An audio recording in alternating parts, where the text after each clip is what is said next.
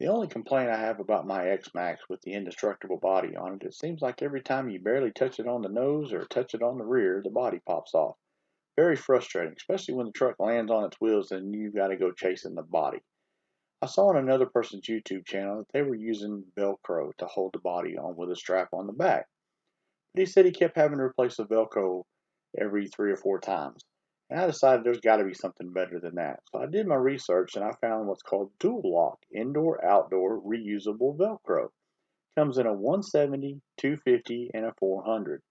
You can only mate the 250 to the 250 or the 170 or the 400, but you can't mate the 400, which is the strongest to itself. So I went with the 250, which is 250 deals per inch. I found a place online that sells it without adhesive, and then I found some at Walmart with the adhesive on it. You'll also need scissors and some way to cut a slit in the body.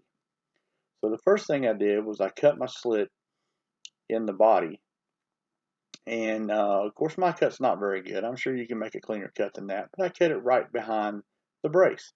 Then I put a piece of the adhesive, I cleaned it up real good with alcohol, put a piece of the adhesive on there about 1 3/4 inches long. You don't want it to interfere with the locking mechanism, but you do want it long enough that you got a good surface to make both sides to.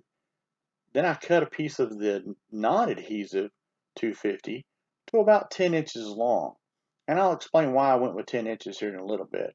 You feed it through the little hole that you cut in the body, put it about 1 inch up onto the Velcro, and push it down real good. And you will feel this stuff lock into place really well. Then you put the front part of the body on, and then you take and you feed it underneath the shock tower, and then feed it up through the hole in the body. Now I'm not sure why I'm having such trouble feeding this up through the hole where the locking mechanism is, because I've done this several times before I made this video, and it's usually pretty easy to do. And then you get it up through there, and once you get it up in there, which is another reason I use a 10-inch piece, because it gives me enough slack that I can play around with it and not have to have the body locked in place.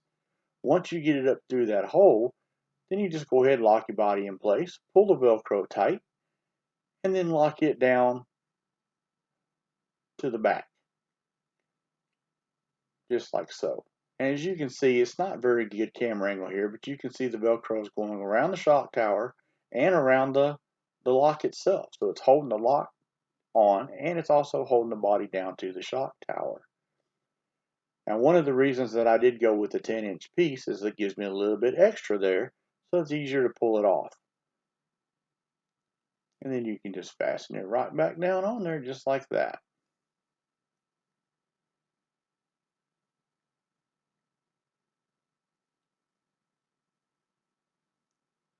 Pull it off and push it right back down on there. Now, like I said, this is considered indoor outdoor reusable, and it's called dual lock. And here I am doing some testing with this thing at a local skate park to see what's going to happen. And so far I'm pretty impressed. The body stayed on the whole time, and I took some pretty hard landings with this. You'll see coming up. I actually landed on its nose a couple of times, and the body stayed on. Never had an issue with the body coming off.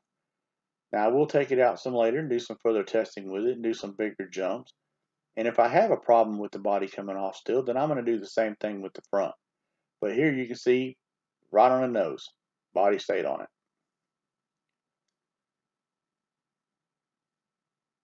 Hard nose landing, body still on, good to go, not having to chase it. Let me know what you think in the comments and see if this helps anybody else out. Let me know if there's anything you think I could have done different.